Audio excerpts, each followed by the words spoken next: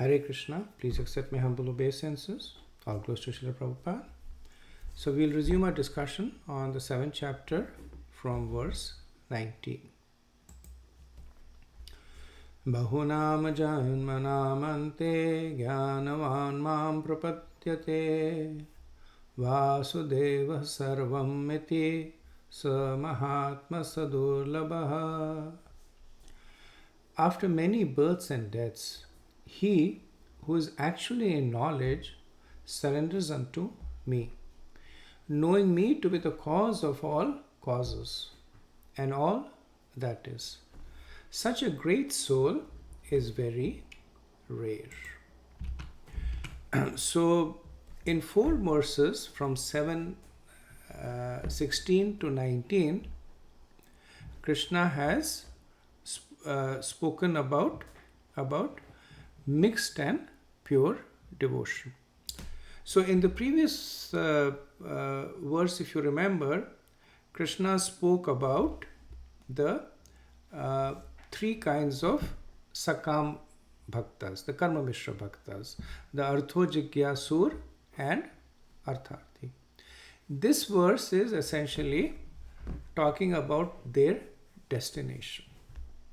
So the Jnani, he talked about in the previous verse, the Jnani attains him, he is dear to Krishna, Krishna considers himself to be like his very, very self. What about the other 3? Now Krishna had already said that they are udara, they are magnanimous, but Arjuna might say, okay, but what happens to them? So here Krishna says that bahunam janmanamante, that after many repeated births and deaths, jnanavan man prapadyante, they will actually reach the stage of the 4th kind. So by the continuous performance of Sakam Bhakti, mixed devotion service, which may last over many lives, they will ultimately reach the same stage as the Jnani described in verse 17. And with that knowledge, they will act in the same way as the Jnani does, which is that they will understand Krishna as the cause of all causes and then surrender unto Krishna. So, what is the nature of the progress that the person makes over many lifetimes? So it's not simply the mechanical process of taking many births that will elevate a person to the stage of Jnani, but because there is a component of bhakti in their endeavors, driven by that devotion, they will seek the association of devotees, and driven by the association of the devotees, they will then become more elevated. And Krishna once again reveals his fondness for the person and also talks about their rarity. Right? He says that Sa Mahatma Su Durlabha. So we see Krishna using these very affectionate terms for his devotees. Right? Earlier on, he called these 3 kinds as Udaraha, as magnanimous. Now he calls them Mahatma. Mahatma, great souls. Mahatma also means one who has, Atma also means mind. So Mahatma means one who has has been able to control their mind. And they are rare because they have now understood the position of Krishna. Next verse. Verse 20. Kame ste hritaghyana prapadyante devata tam niyamam asthaya prakritya niyatah swaya.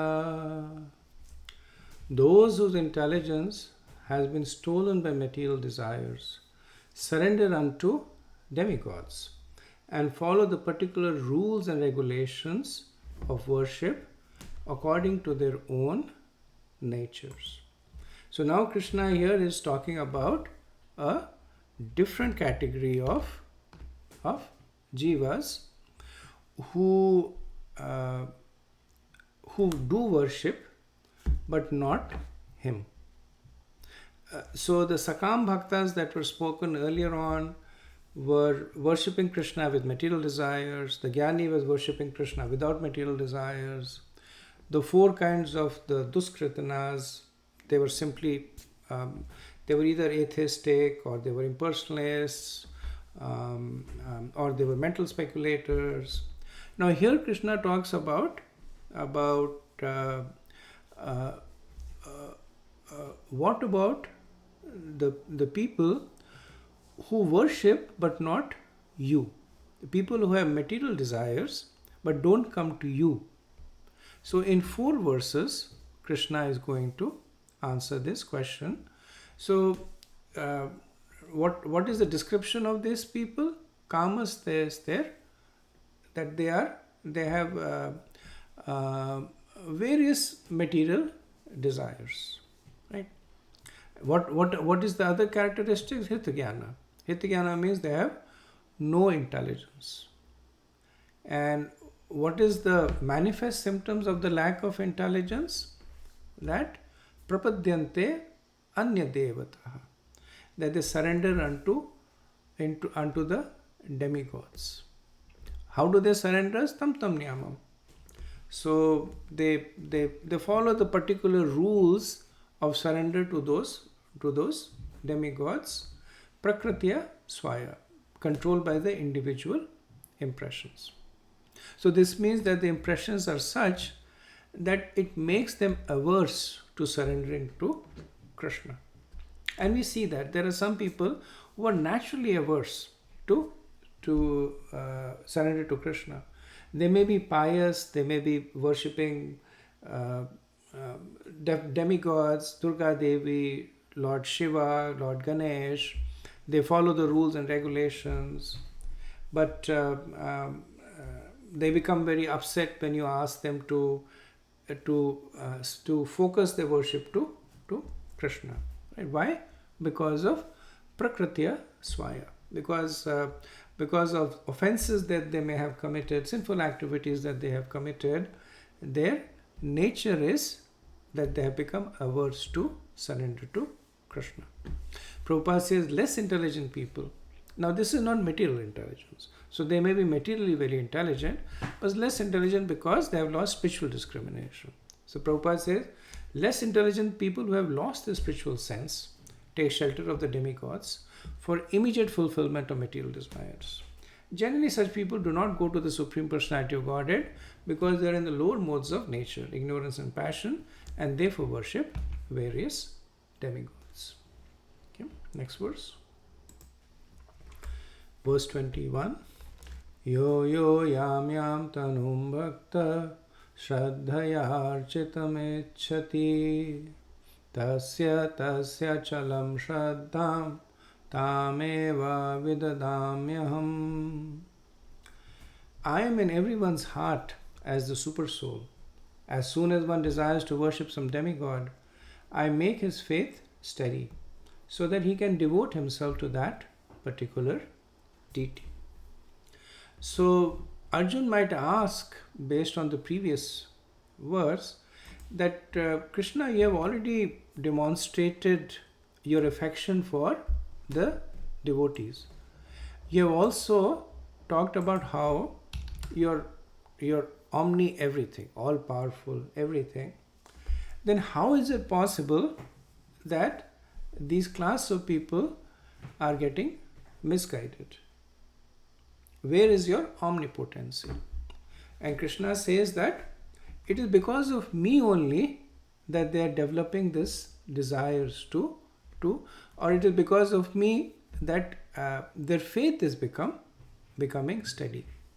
So the desire to develop the worship the demigod comes out of the free will of the jiva.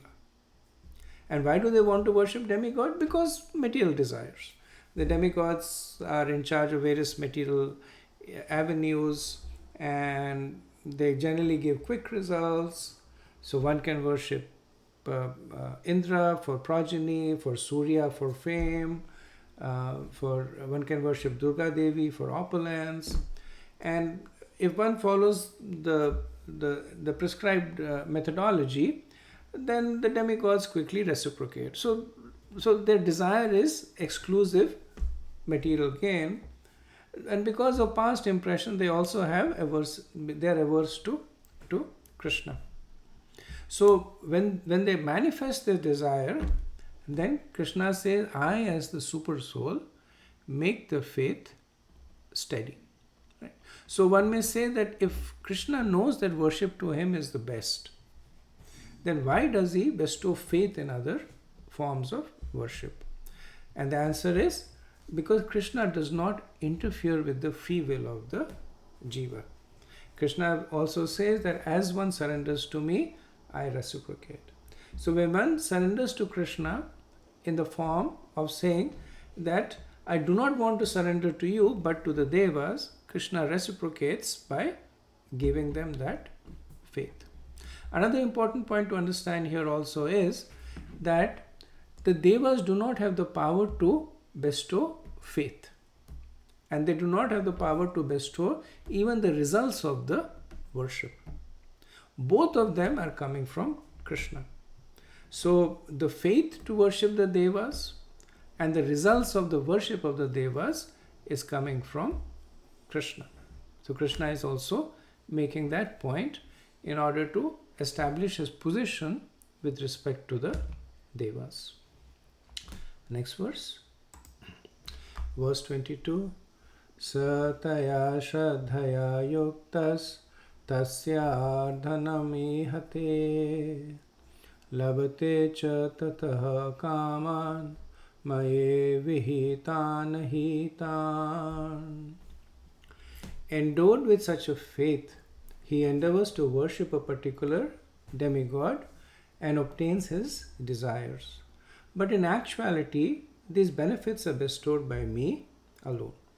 So Krishna is making the second point here, that the faith to worship the demigods is bestowed by Krishna, and the benefits that one gets to by worshipping the demigods are also bestowed by Krishna.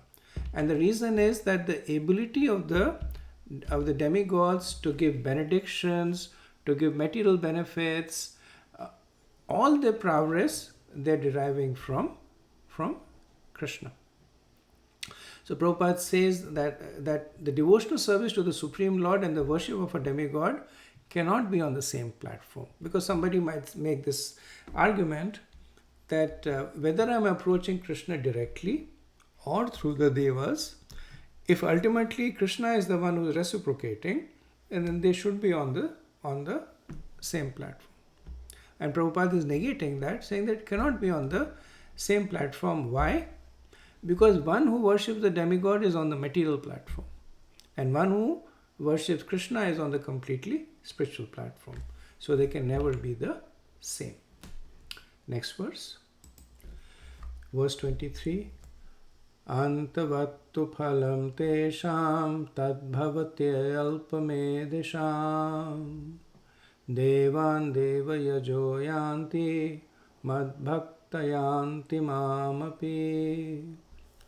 Men of small intelligence worship the demigods, and their fruits are limited and temporary. Those who worship the demigods go to the planets of the demigods, but my devotees ultimately reach my supreme planet. So Arjun might object that Krishna, you are instilling the faith in these people to worship the devas, but then you give them temporary results, whereas for your own devotees you are giving permanent results. It is unjust for you to be partial in this way. So in this verse, Krishna is countering that implicit objection, saying that it's not unjust. I am giving them the results that they desire. So those who worship the devas, the desire is to attain the devas. Those who worship me, the desire is to attain me, and that's what I award. So a person attains what he worships. So the sankalp is important. Sambandh Gyan is important. Right? So one needs to know what one is looking for. And based on that, one reaches that desires. The devotees are clear that they want to achieve service of Krishna in the spiritual world. And that's what Krishna says, they will ultimately reach my supreme planet. Which is why he calls the Deva Bhaktas as Alpa Medhesham. So Medhesham means intelligent and Alpa means very little. So they have little intelligence. Why? Because they have sufficient intelligence to follow the scripture, the injunctions of the scriptures. They are not rejecting the scriptures, they are not misinterpreting the scriptures, they are following a portion of the Karmakand portion of the scriptures. So they are Alpamedesham. They have little intelligence and they use that intelligence to get little results. But at the same time, there is criticism. Alpamedesham means they are not very intelligent. A person who is very intelligent can distinguish between temporary and permanent. The person who is very intelligent will have the ability to discriminate between the master and the servant. But they do not have that ability. They confuse the servant with the master. They confuse the demigods with Krishna. They confuse the temporary with the permanent. So they consider elevation to the heavenly planets as the same as spiritual advancement. So because they lack Sambandha Jnana. So Prabhupada mentions that if the demigods are worshipped with proper Sambandha Jnana, which means with the understanding that they are themselves servants of Krishna, then it is as good as worshipping Krishna. Right? And the example that is given is the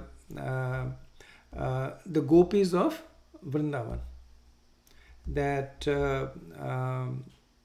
they were worshipping Katyani, Durga Devi. But what was their meditation when they were worshipping Durga Devi? That may we get Krishna as our husband. So they understood Durga Devi as the external energy of Krishna, as support, as secondary to Krishna. They also understood the importance of the ultimate goal, which is Krishna.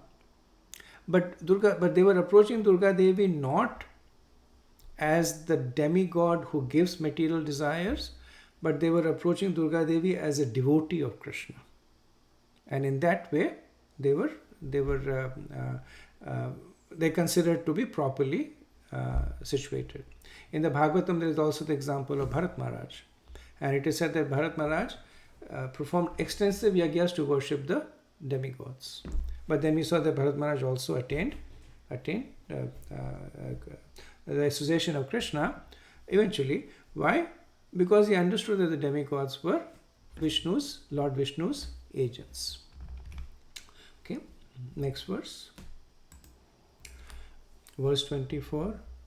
Avyaktam vyaktimapanam manyante mama buddhayaha param bhavam ajananto mamma vayayam anuttamam. Unintelligent men who do not know me perfectly think that I, the Supreme Personality of Godhead, Krishna, was impersonal before and have now assumed this personality. Due to this small knowledge, they do not know my higher nature, which is imperishable and supreme. So Krishna now talks about another category of jivas that do not surrender unto him. So these are the people who surrender to the impersonal aspect of Krishna. So these are the category of people that are Mayavadis. So Krishna calls them Abhuddhaya. So Abhuddhaya means no intelligence. So they're even lower category. So the ones who used to worship, who were worshipping the demigods, Krishna called them Alpamedesha, that they were less intelligent. Here he calls them that they are without intelligence. Why? Because despite their study of the scriptures, despite their being exposed to the word of the Lord, they come to the wrong conclusion. So what is the conclusion they come? They say that the formless Brahman beyond the material world, Avyaktam, has temporarily taken birth as Krishna, Vyaktim, that it is an illusionary form. And the reason they come to this is because they're abuddhaya, because they are foolish. So they do not know that Krishna's janm karam cha me divyam, that Krishna's appearance, his activities, they're all divine. Right? So Krishna says that my pastimes are beyond Maya, mam param bhavam. Right? And where do they exist beyond Maya? They are avyayam. Avyayam means that they are eternal. So just because Krishna takes birth and disappears does not make him temporary.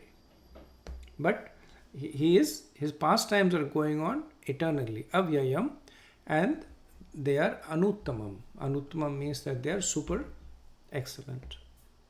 And the people, such abuddhas, they are not able to see this because they lack devotion to Krishna. And because they lack devotion to Krishna, even though they may read the scriptures, they may study the Vedas, they come to a wrong conclusion. So Srila Prabhupada has a very interesting purport where he actually uses the devas as a way to establish the personal form of Krishna. Right? So in verse 720, Krishna said, Kamas teste hrit jnana prapadyante anya devata, that those who are blinded by lusty desires surrender unto the demigods. Then in 723, Krishna said, Devan deva yajo yanti mad bhakti yanti mamapi, that the worshippers of the demigods goes to the planets of the demigods and the devotees of Krishna go to his planets. So what does this mean? That just like the demigods have the planets, Krishna also has planets. Just like the demigods are not impersonal, one can understand that Krishna is also a person. Just like the demigods have a planet in which they live, Krishna has a planet in which he lives. The difference is that the demigods are jivas, their planets are temporary, their positions are temporary. Krishna is the Lord, everything about him is permanent. The devas are material and Krishna is spiritual.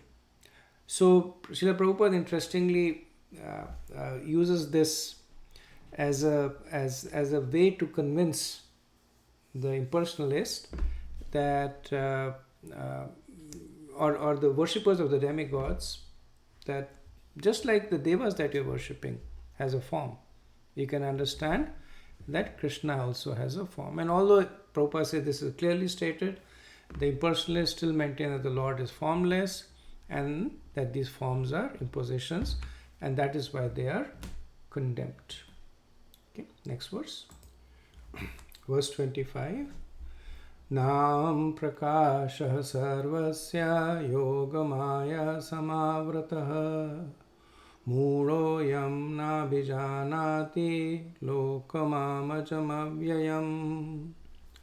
I am never manifest to the foolish and unintelligent. For them I am covered by my internal potency, and therefore they do not know that I am unborn and infallible. So Arjun might object, saying that Krishna, you earlier on said in the 4th chapter that yada yada hi dharmasya glanir bhaktir bhavata, that whenever there is a decline in religion, which means there is a predominance of sinful activity, then you descend. So when you descend, then you should be visible to everybody, to the devotees and the non-devotees.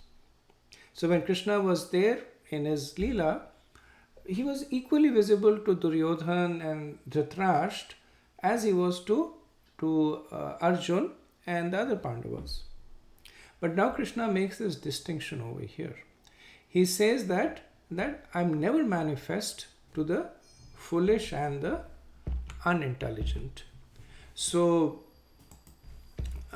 he uses the two words. He says that Mudho yam na bijanati. So Mudas are the demigod worshippers, right? He said Alpamedesha, they are the foolish people, and the na bijanati are the unintelligent. So these are the impersonalists. So he says, I'm never visible to them. Why? Because Yogamaya Samavrata. Because I'm covered by my internal potency. So even though they may see Krishna, they are not able to recognize Krishna as the personality of Godhead. Why? Because they are mudhas, right? Because they have strong material desires, or they're impersonalists, they're unintelligent. They do not recognize the personal form of Krishna. And because of this, Krishna says that they are not able to recognize that I am unborn and infallible. So we see that in the past time that once Krishna showed his partial universal form to Duryodhan, and Duryodhan sees it for a while, he's bewildered, but then he says, it's just magic. And we have other magicians in our court who can do similar tricks, right? So sometimes people say that if Krishna wants us to surrender to him, why doesn't he just appear in front of us? But the fact is that Krishna is already there in front of us. He's there in front of us in the deity form. He's there in front of in the form of his name. He's there in front of us in the form of his devotees. But those who have the spiritual vision are able to see. Those who lack it will not be able to see. Okay. Next verse. Verse 26. Vedaham samatitani vartamanani cha arjuna bhavishyani cha bhutani mam tu vedana kaschana. O Arjun, as the Supreme Personality of Godhead, I know everything that has happened in the past, all that is happening in the present, and all things that are yet to come. I also know all living entities, but me, no one knows. So from this verse until the end of the chapter, verse 30, Krishna talks about the bewildering effect of Maya and the freedom by knowing Krishna. So previous verse, Krishna, he made this point that to his non-devotees, he is covered by a curtain of Maya. Now Arjun might say that is this a curtain that is covering both ways? That it's stopping the jivas from seeing Krishna, and it is stopping Krishna from seeing jiva. So Krishna is saying, no. Me, I am the Supreme Personality of Godhead. I know everyone and everything. So whether the jiva has surrendered to Krishna or not surrendered to Krishna, I know him. And I know his past, present and future. Like sometimes people say that my relationship to Krishna is that I don't worry about him and he doesn't worry about me. It doesn't happen that way. Because just because you turn your back to Krishna does not mean that Krishna is unable to see you. Prabhupada will give that example that if you go into a different country and you say, I do not know the laws of that country, you will still be penalized for breaking the laws. So ignorance is no excuse. And Krishna is making that point that even if they claim to not know me, I know them. I know what they did in the past. I know what they're doing now, and I know what they are doing what they will do in the future. Now, this verse also applies in a way to devotees, because even though devotees are not averse to Krishna, they still do not know Krishna in his entirety.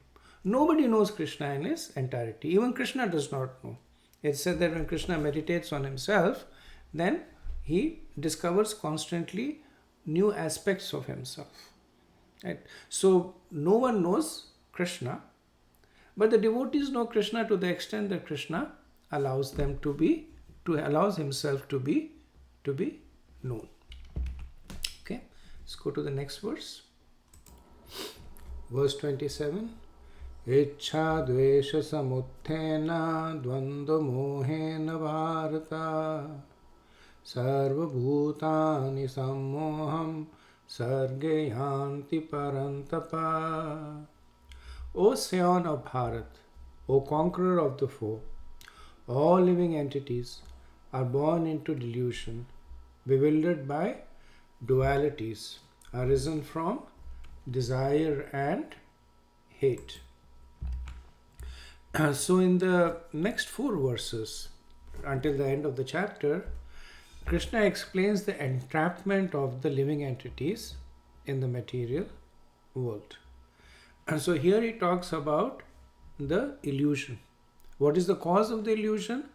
The bewilderment that arises because of the impressions of attachment and hate. Ichha, dvesha, mohena. So because of this ichha and dvesh, so ichha means rag, strong attachment to something, and dvesh means having a strong aversion to something. So this ichha and dvesh is very subtle, that carries over from lifetime to lifetime. And because of this, what happens is that then the person becomes entrapped in duality of respect and disrespect, of hot and cold, happiness and distress, woman and man. A person thinks that I'm happy being respected, I'm sad if I'm disrespected. He may say this is my wife, the wife may say this is my husband. And so this duality gives rise to moha, to complete ignorance. And that ignorance in turn results in samoham. Samoham means complete bewilderment. So Arjun may say, when does the jiva become bewildered by Krishna's maya? Right? And Krishna says that sargayanti.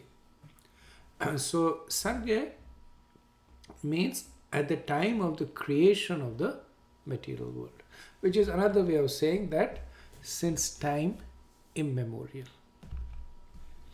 Okay, next verse. Verse 28.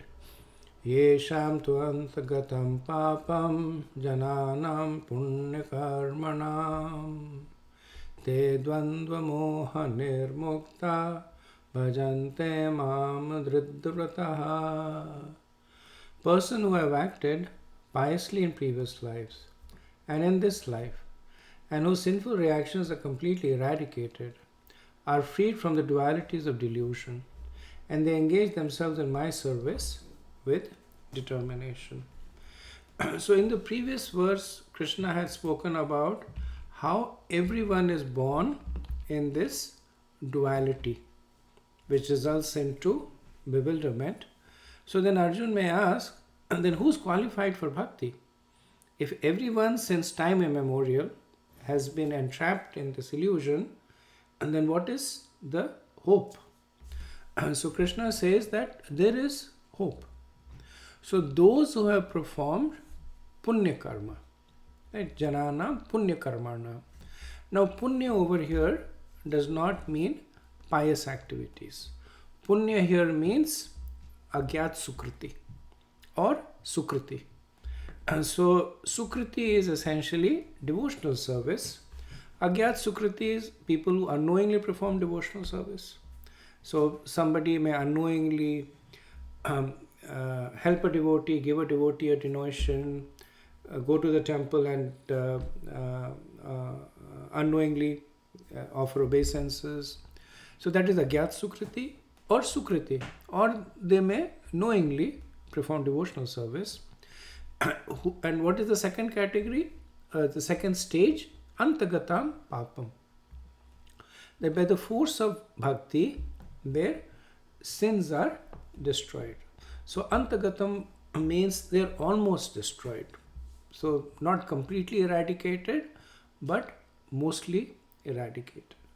So such people, because of the predominance of the higher modes, the sattva guna, the shuddha sattva, there is a decrease in illusion. What is the result of this? So is such person bhajante maam dridvrataha. That the result of the removal of the delusion is that dridvrata, that with determination bhajante maam, they perform devotional service. Right? And so Krishna now gives the path of the devotees. That the devotees either knowingly or unknowingly have performed devotional service. Because of that, they are getting purified of the modes. Because of that, their illusion is going away. What is the illusion? In terms of the position with respect to Krishna, that illusion is going away. Because of that, with increasing determination, they perform devotional service. Now one may question, and that this is all predicated on the punya karmana, on either knowingly or unknowingly performing devotional service. But what if a person never meets a devotee? So in the Bhagavatam 11th canto it is mentioned that Vishnu bhutani bhutanam pavanya charantihi. So the servants of Vishnu wander about in this world in order to purify the devotees. So charanti he means certainly. So this is Krishna's promise that one way or the other one will at some point of time come in contact with a devotee. Now it's up to them. There are some people who come in contact with devotees and take association, and there are some people who come in contact with devotees and abuse them, and that's out of their free will. But this verse is talking about those who take benefit of the association of devotees, and thus dvanda moha nimukta. Thus they become free of the illusion of dualities and dridvata, and with steady determination they begin to execute devotional service. Next verse. Verse 29. Jara maran mokshaya mamashritya yatanti ye te brahma tad viduhu kritashnam adhyatmamam karma chakhilam. Intelligent persons who are endeavoring for liberation from old age and death take refuge in me in devotional service. They are actually Brahman because they entirely know everything about transcendental activities. So Krishna has so far spoken about the three kinds of Sakam Bhaktas, the Artho Jigyasu and Artharthi, who eventually become successful. Krishna talked about a fourth kind of Sakam Bhakta, the demigod worshippers who fail. And now Krishna speaks about a fifth kind of Sakam Bhakta, which is a Mokshakami. So these are those who try to destroy old age and death. So Jara Maran Mokshaya Yatanti. So they want to destroy the cycle of repeated birth and death by mokshaya, by liberation. And with that desire, they worship Krishna, known as the Brahman. Now these are elevated souls because they know about the famous Brahman, the impersonal aspect of Krishna. They also know about Jiva, Adhyatma, present as the controller of the body, Adi Atmanam. And they also know about Karma Akhilam, how by the performance of karma one gets into the repeated cycle of birth and death. And they also know the cause of this repeated cycle, which is the impressions created by karma khelam, the actions and reactions. So by worshipping Krishna's deity form, they realize their object of knowledge and attain liberation. So because their focus is on liberation, they attain Brahman. They do not attain the personal association of Krishna, and unlike the devotees who make Krishna the object of their affection or become the object of Krishna's affection, or the devotees who bring Krishna under their control, they are not like that. So they are mokshakamis. They are desiring peace. Om Shanti Shanti. So they know everything. So these are the Brahmavadis who are different from the Mayavadis. And the Mayavadis actually do not understand the tattva. They consider that Krishna is impersonal. The Brahmavadis, they know about the Jiva, they know about the Krishna, they know about the Brahman, but intrinsically they are attracted to the impersonal form of Krishna. And so these words that Krishna introduces over here, Brahman, Adhyatma, Akhil Karma, and they are seeds that Krishna is sowing that he will expand in the next chapter. Okay, so we now go on to the last verse of the chapter. Verse 30. Sadi bhutadi devam mam sadi yagyam cha ye viduhu prayan kale pichamam te vidur yukta chetasah. Those in full consciousness of me, who know me, the Supreme Lord, to be the governing principle of the material manifestations, of the demigods, and of all methods of sacrifice, can understand and know me, the Supreme Personality of Godhead, even at the time of death. So this last verse is a summation of the chapter, and it's also brings the it's a segue into the topics that Krishna will speak in the next chapter. So in this verse, Krishna is glorifying his devotees. So what are the qualities that is glorifying?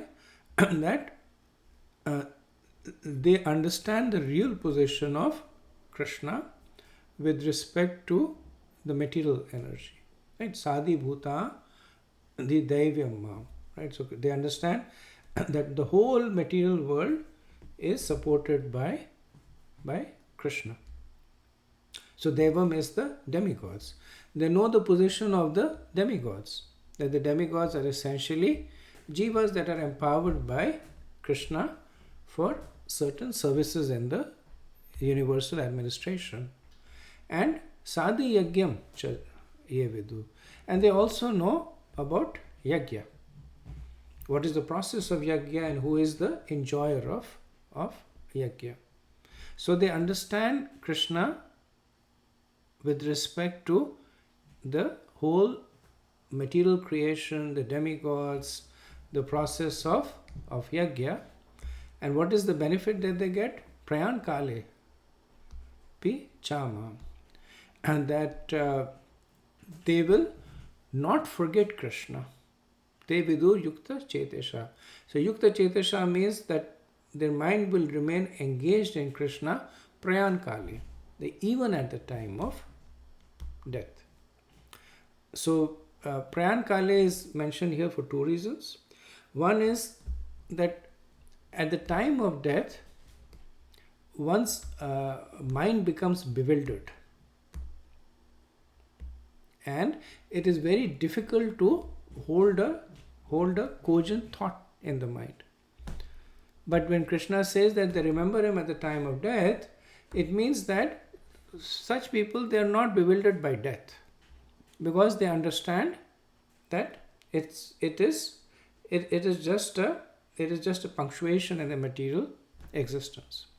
Another reason they are not bewildered by death is because death for them is liberation. That they know that when they die, they will go and resume the service with Krishna. So Krishna will speak more about this topic of death in the next chapter. Just in terms of summation, in this chapter, Krishna has spoken about 6 categories of jiva. So in the 15th verse, he speaks about the dushkritinas, the 4 kinds of dushkritana. So there are 6 categories and 12 types of jiva. Right? So the first category is the verse 15, dushkritana, in which there are 4 types of dushkritanas. The atheist, the impersonalist, the materialist, the bewildered by knowledge. So these are the 4 kinds. Then in the 16th verse, the second category is the 4 kinds of the sukritanas.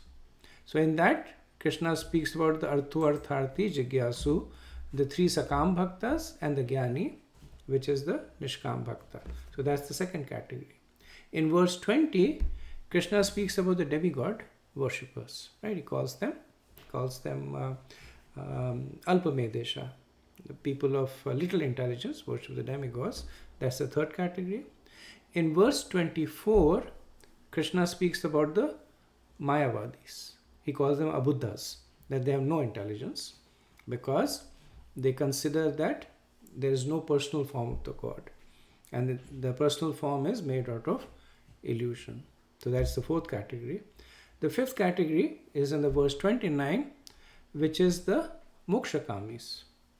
So these are the brahmavadis who are attracted to the impersonal form of Krishna, and they desire sevichamukti, merging into the impersonal form. And then the sixth category are the devotees. So Krishna speaks about it in this verse 30, and also in verse 28. So in this way, Krishna is explaining how everyone is relating to him in one way or the others. Duskritana, Sukirtanas, demigod worshippers, Mayavadis, because of the way that they are relating to Krishna. So Prabhupada in the purport says that many subjects have been discussed in this chapter. Krishna has spoken about the man in distress, the inquisitive man, the man in want of material necessities, the one in knowledge of Brahman, the knowledge of Paramatma, liberation from birth, death, disease, and the worship of the Supreme Lord. So this ends the 7th chapter of the Bhagavad-gita. We will resume our discussion from the 8th chapter next time. Thank you very much. Hare Krishna. All glories to Srila Prabhupada.